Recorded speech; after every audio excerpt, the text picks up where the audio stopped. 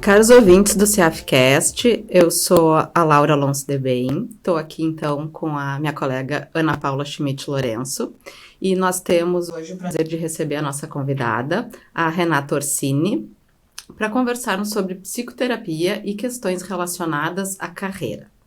A Renata Orsini é psicóloga, pós-graduada em gestão de recursos humanos, pós-graduada em terapia cognitivo-comportamental, tem formação em terapia do esquema, formação em coaching, experiência profissional como business partner e gerente na área de recursos humanos. Ela também tem coaching de carreira, é psicóloga clínica de TCC, que é terapia cognitivo-comportamental e esquemas, e é consultora em desenvolvimento de equipes e de lideranças. Renata, muito bem-vinda aqui. Para a gente começar a nossa conversa, aproveitando a tua formação em coaching e em psicologia, queria que tu explicasse um pouquinho para a gente qual é a diferença, então, do coaching de carreira e de uma psicoterapia com foco em questões de carreira, com demandas de carreira. Bom, primeiramente eu queria agradecer o convite, né? Esse é um tema que me acompanha há bastante tempo, né? Falar de carreira é algo que eu gosto bastante, então eu fico muito feliz de estar aqui, de poder, né, contribuir de alguma forma com a minha experiência, a minha caminhada nessa área, tá? Então, tem uma polêmica, assim, né, em relação a isso, em relação ao trabalho do coach, em relação ao trabalho do psicólogo, né, mas eu consigo ver, assim, nitidamente as diferenças, né. O coaching, o processo de coaching, ele é um processo mais breve, né. Ele é uma metodologia de desenvolvimento, é um processo breve, ele acontece de 8 a 12 sessões no máximo, né? Ele tem início, meio e fim. A gente monta define um objetivo, monta um plano de ação e o resultado do processo vai ser considerando esse objetivo que a gente traçou lá no início, né? Então, ele é um processo que não aprofunda tanto, né? Ele trabalha mais com a ação mesmo, ele promove a ação, ele trabalha desenvolvendo alguma habilidade, alguma competência, né? Esse é o trabalho do coach. Tem um aspecto de treinamento, de treinamento, certa forma. De desenvolvimento, né? Na verdade. Então, eu acho que para alguns casos é bem interessante, assim. Eu acho que a gente consegue bons resultados, né? Mas a psicoterapia já tem uma outra proposta, é um trabalho clínico, né? A gente foca em trabalhar pensamentos, emoções, comportamentos, né? Os sintomas relacionados aos problemas que acontecem, no caso, né, de carreira, de trabalho. Então, eu diria que é um trabalho mais profundo, né? A gente acessa outras questões que no coaching não é o objetivo do trabalho, a gente não faz isso, então, né, a terapia tem esse propósito de aprofundar um pouco mais e trabalhar essas questões, né, que geram sofrimento e enfim, né, e estão no dia a dia aí das pessoas e basicamente é essa a diferença, assim, que eu vejo principal, né. A psicoterapia geralmente é um psicólogo, um psiquiatra que conduz, né? O coaching tem outras formações que também desenvolvem esse trabalho, né? E então não é a psicoterapia também não é um trabalho que a gente tenha um prazo pré-determinado, né? Diferente do coaching, a gente não tem como prever isso, né? Existem algumas abordagens que são mais breves, outras mais a médio e longo prazo, mas ainda assim é muito difícil a gente prever, né? E no coaching a gente tem isso bem definido, bem delimitado, né? Então, basicamente é isso, não sei se responde. As pessoas quando buscam, Renata, têm noção dessa diferença? Eu imagino que não, muitos profissionais não têm. Não tem, às vezes não tem. Então, a primeira sessão, eu que faço, né, tenho as duas atividades, né, eu escuto na primeira sessão e direciono, né, às vezes acontece até de eu ter algum paciente que vem com uma demanda que não é muito de psicoterapia, né, eu acho que não seria o caso naquele momento, não seria a nossa prioridade ali, e eu encaminho para alguém que faça esse trabalho. E vice-versa, né? Às vezes acontece de colegas que são coaches e trabalham assuntos diversos, e quando tem alguma demanda de psicoterapia, me encaminham. Mas respondendo a tua pergunta, nem sempre as pessoas sabem, né? A gente que tem esse papel, eu acho bem importante, de esclarecer os limites, né? De cada um e diferenciar, porque eu acho isso bem importante. Claro, e das expectativas das pessoas, o que mais corresponde ao que estão imaginando, claro. Exatamente, onde a gente vai conseguir o resultado, né? Porque não adianta ela vir com uma demanda de psicoterapia para o coaching, eu não vou conseguir atender, né? Se tem algo mais que a gente precisa trabalhar, investigar, atender, né? Sim. E nos conta uma coisa, quais são as situações de carreira que mais levam as pessoas a buscarem terapia? Situações de carreira ou relacionadas a trabalho, né? Que possam mais frequentemente impulsionar as pessoas a buscarem terapia. A gente sabe que buscar terapia é sempre essa coisa que às vezes a gente pensa, eu vou fazer, uma hora eu faço, mas qual é o disparo, qual é o gatilho? Qual o gatilho, nas né? situações de carreira ou laborais? Sim, tem vários, né? Geralmente eu tento identificar em que momento de carreira essa pessoa está. Porque dependendo do momento de carreira que ela se encontra, são demandas bem específicas que aparecem, né? Então, vou dar aqui alguns exemplos. Quando a pessoa está numa fase de crescimento, de ascensão de carreira, né? Aparece muita ansiedade, muitos medos, né? Tem muitas inseguranças, tem uma empolgação com o novo, então ela acaba absorvendo várias atividades, se desorganiza um pouco nesse contexto, tem dificuldade de dar alguns limites, né? De dizer não. E tem muita coisa acontecendo ali de novo nesse período de crescimento.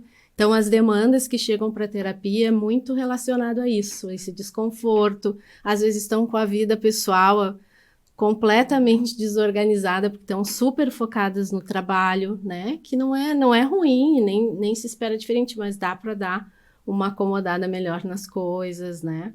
Então, vem muito essa demanda de ansiedade, de medos, né? E a dificuldade, muitas vezes, de um autocuidado, né? Porque ela está super atarefada, super envolvida, e a gente trabalha um pouco esse olhar para si, né? Porque vem a emoção, ela não sabe muito bem porque está sentindo aquilo, e o nosso trabalho em psicoterapia, muitas vezes, é aprofundar, identificar essas necessidades e ver o que está acontecendo, que está gerando todas essas emoções nesta fase, né? Aí tem uma outra fase, que é aquela do congelamento, né? Que a gente percebe, assim, uma certa estagnação. Ou porque a pessoa já atingiu todos os estágios da sua carreira, já caminhou, já evoluiu e está ali, né? Ou por alguma outra situação que impeça, né? Que ela mude alguma coisa, então ela se encontra ali naquele estado meio de estagnação. Aqui são outras emoções, são outras demandas, né, terapêuticas. Acaba surgindo, às vezes, tristeza, às vezes uma irritabilidade, né, algumas angústias, uma desmotivação, uma baixa autoestima, né? Então, tem uma outra queixa quando a pessoa está, assim, nesse nível de carreira, né? Nesse momento de carreira.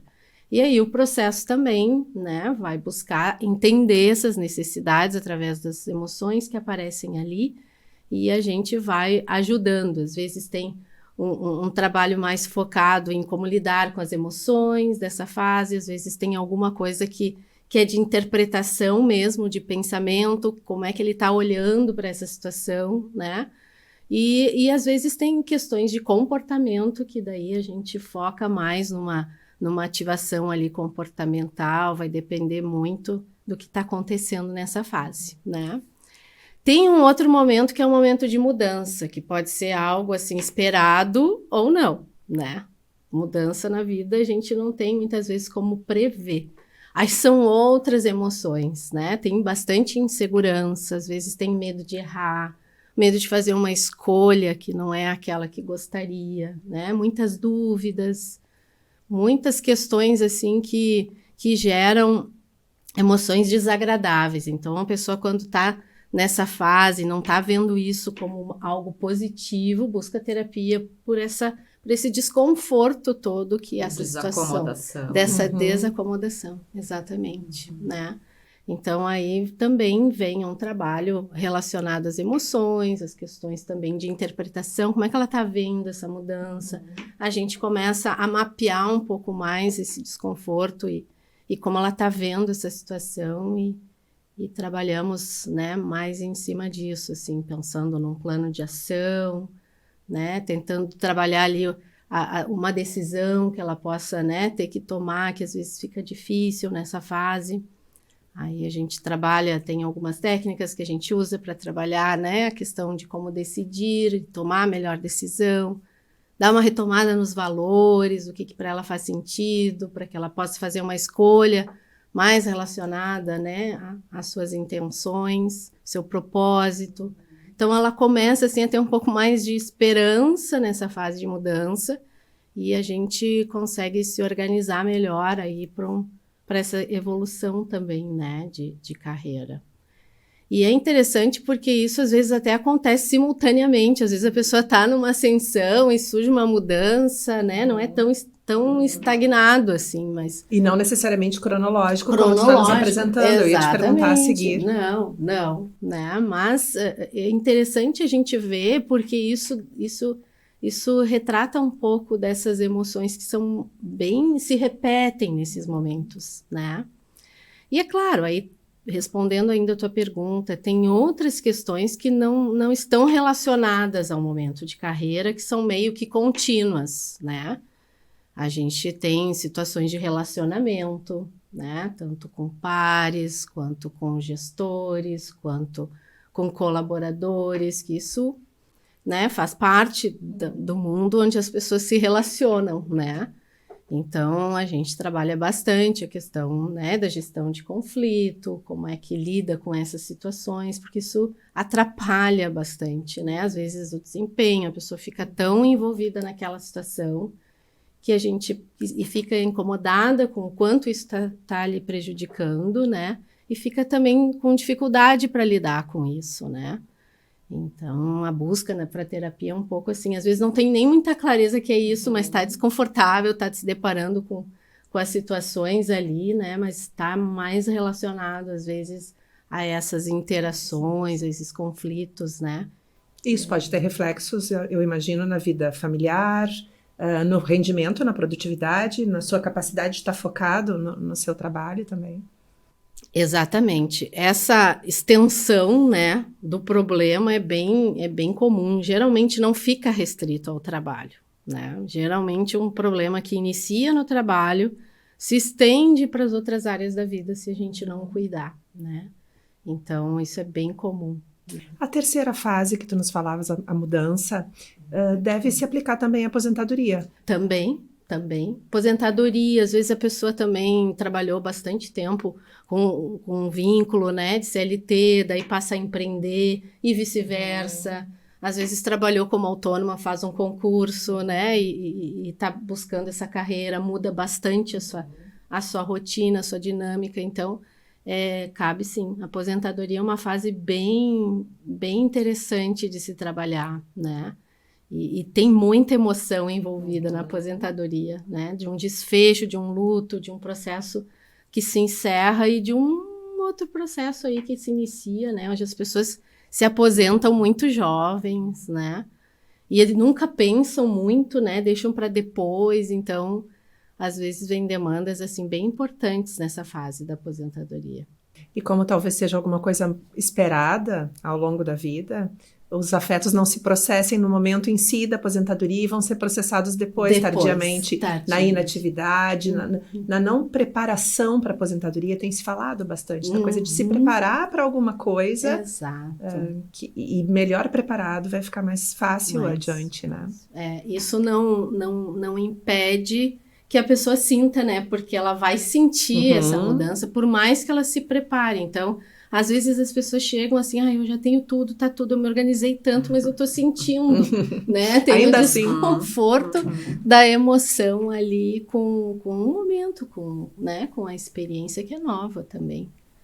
né? O que desacomoda, como a gente falava, né? E, Renata, assim, quando a pessoa apresenta, então, algum sofrimento, né, ou até algum sintoma por alguma situação de trabalho, que sejam essas até que tu estava colocando, em que ela não tem muito o que fazer, não tem como modificar a situação, né, a condição dela. Como é que isso chega para a terapia e como é que a terapia pode ajudar nesses casos? Sim, a queixa, né, quando vem é disso, assim, de uma desesperança, né, não vê muita perspectiva, não vê, assim, uma alternativa, a pessoa se sente, quase que naquele momento de estagnação, né, que a gente falava ainda há pouco, mas, assim, vem essa queixa, né, e às vezes realmente não tem o que possa ser feito, né, não tem.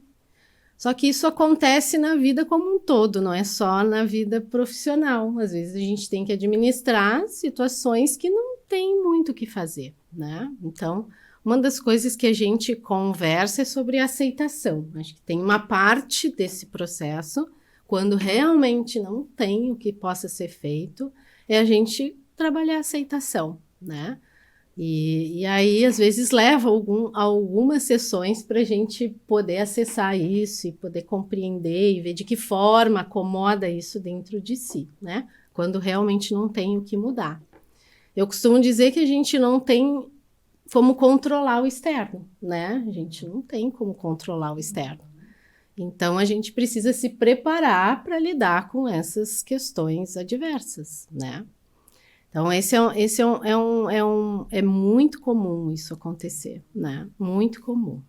E às vezes não é nem por opção, é porque realmente a situação ali, né, do contexto todo, da própria pessoa mesmo, não tem o que ela possa fazer, às vezes por uma questão de formação, às vezes, né, de ter outros compromissos, outras responsabilidades, não dá para arriscar, então tem muitas situações que fazem com que a pessoa fique com essa sensação, né?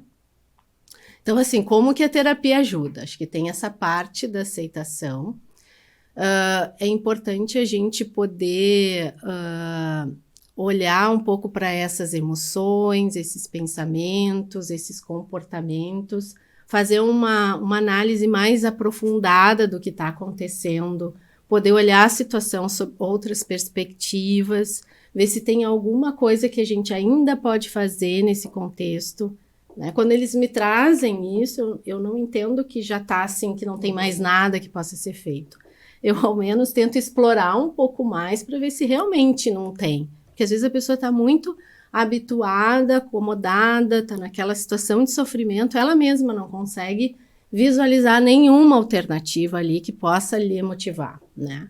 Então, o processo de reflexão, de aprofundar, também ajuda a gente a, quem sabe, identificar alguma saída ali, né? Porque, às vezes, a condição em si, ela não pode ser modificada. Exatamente. Mas a gente pode tentar modificar, talvez, a maneira como se olha para essa situação, né? Ou que outras possibilidades dentro dessa situação existem que possa me trazer um outro tipo de gratificação ou de olhar até.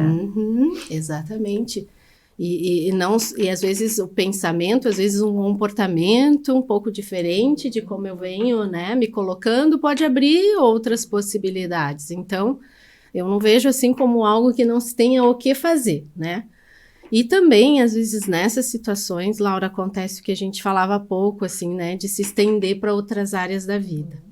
Então, quando a pessoa está muito estagnada ali, a vida pessoal dela também acaba, né, assim, muito empobrecida. Às vezes ela já não faz mais uma atividade, às vezes ela não está cuidando da saúde, às vezes ela não dá atenção para a namorada, para a esposa, para o namorado, para o marido, para os filhos, para os amigos, né?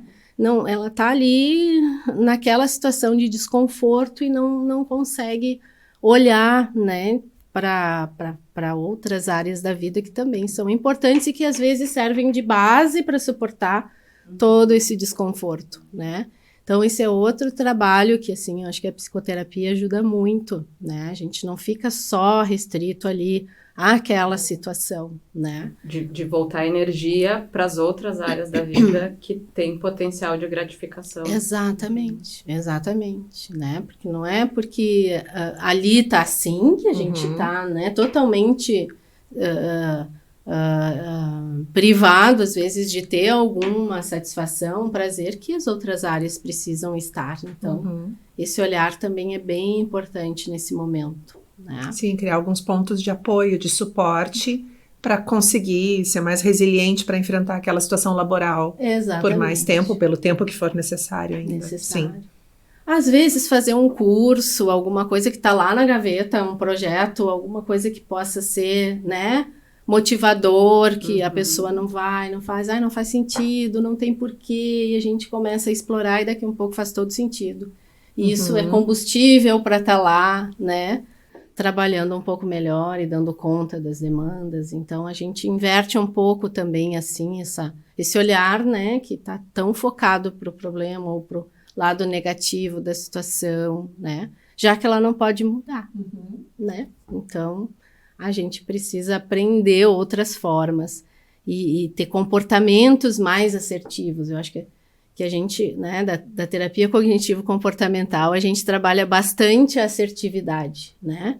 Que não é só eu pensar em algo que vai me atender, eu também penso no outro, eu também entendo o direito, né, do outro e tento entender as minhas necessidades para poder ter um comportamento, uma ação que possa atender tudo isso, né? Porque assertividade não é eu olhar só para mim, né? Eu preciso entender o contexto, aí vem a aceitação, eu respeito o direito do outro. Avalio o contexto, a volta. Exatamente. E aí eu tenho comportamentos que podem, né, me atender. No final das contas, né? Atender as minhas necessidades. Então, que são ativos, efetivos. Tu falaste de uma coisa muito interessante, a gente conversando antes, pensando em que pontos importantes trazer, justamente isso que tu falaste, talvez esses planos de gaveta. Exatamente. Que a gente tem. O quanto muitas vezes a gente entende eles num momento de economia psíquica, o quanto a gente entende eles como dispêndio de energia. Mas como é que eu posso perder tempo? Não tenho mais tempo na minha vida, não tenho mais energia na minha vida. Estou me sentindo esgotada. O quanto, e tu falaste justamente disso, puxa, abrir essa gaveta e revisitar esses planos e esses projetos, o quanto pode ser um propulsor, o quanto pode ser um motivador interessante naquele momento. A gente pensa que tira energia daqui e ela some. Não, ela pode se potencializar. Ela pode, exatamente. Tu fala da economia psíquica, né? Que é muito também esse momento que a gente tá ali de sofrimento, a tendência é a gente manter, né? O que a gente tá acostumado, o que a gente conhece, né? Eu costumo dizer que o cérebro, ele não é preguiçoso, né? Isso até ouvi de uma profissional dessa área, ele não é preguiçoso, mas ele vai ir por um caminho mais econômico, né? Mais econômico. É economia mesmo. Então, a tendência é a gente ficar naquele lugar conhecido, né? Então, é interessante a gente revisitar todas essas coisas. E todo mundo tem alguma coisa, né, que gostaria de fazer e não fez. Por que não nesse momento, de outra forma, né, por outros caminhos, enfim, resgatar isso, né? E aí não necessariamente é algum projeto, alguma coisa relacionada a trabalho, às vezes é de, né, algum hobby, alguma coisa que a pessoa também nunca fez, né, quem sabe é o momento. Porque essa é uma característica dessa instituição como pública, os cargos eles ficam muito atrelados às carreiras e às formações de cada um. Então, o quanto não necessariamente, justamente isso que tu falaste, o quanto não necessariamente ele precisa ser um plano de carreira, o quanto não precisa ser alguma coisa que vá dar frutos para a tua profissão ou para a tua atividade fim, mas o quanto os frutos podem ser colhidos por outros aspectos, pela tua condição de bem-estar, de rever algumas coisas e te sentir melhor e mais disponível, inclusive, para trabalhar. Para trabalhar, exatamente. Como um hobby, uma atividade de lazer, como tu falaste. E Renata, pra gente finalizando, tu teria, assim, alguma dica, alguma recomendação com relação a essas questões que a gente estava falando, de dificuldades, né, enfrentadas no mundo do trabalho? Considerando, né, isso que a gente acabou de falar, dessa tendência a gente ir mantendo as coisas, né, eu acho que eu deixo aqui, não sei se uma recomendação, mas um alerta, né, se sentir que não está conseguindo lidar, né, que está desconfortável, não deixa isso aumentar, né, porque sempre quando a gente age preventivamente ou no início de um processo, a gente tem mais chance de resgatar algumas coisas. Não que não se tenha quando, né, tá num estágio mais avançado, mas é sempre melhor. Então, a recomendação é, se sente algum desconforto em relação ao trabalho, em relação a qualquer situação que vive ali na sua carreira, que busque ajuda, né, se não consegue resolver sozinho. Porque esse processo contínuo, né, ele traz sofrimento e nos adoece emocionalmente, né, e acaba comprometendo muitas vezes outras áreas que poderiam estar preservadas, né. Então, quando a gente começa a trabalhar no início de um processo que está ali uma emoção, uma tristeza, que está muito irritado, né, que não consegue dormir, às vezes está comendo demais, às vezes, né, não consegue se concentrar, enfim, algum desconforto que começa a acontecer e não consegue lidar, que busque ajuda, né, porque a gente tem caminhos, tem formas, né, de se trabalhar, não se tem receita pronta, né, mas é um processo que a gente consegue desenvolver em parceria com um profissional que está ali, né, querendo te ajudar nesse sentido. Então, não negligenciar, porque, né, para tudo a gente tem algum caminho, uma solução, uma forma de resolver. Eu acho que essa seria a minha principal recomendação, né. Te agradecemos muito. Muito. Nossa, eu que agradeço. Muito obrigada. A tua presença aqui, as tuas contribuições, acho que foram disponibilidade. Excelentes ideias aqui para a gente seguir pensando, refletindo, né? Então, muito obrigada. Eu que agradeço. Obrigada também.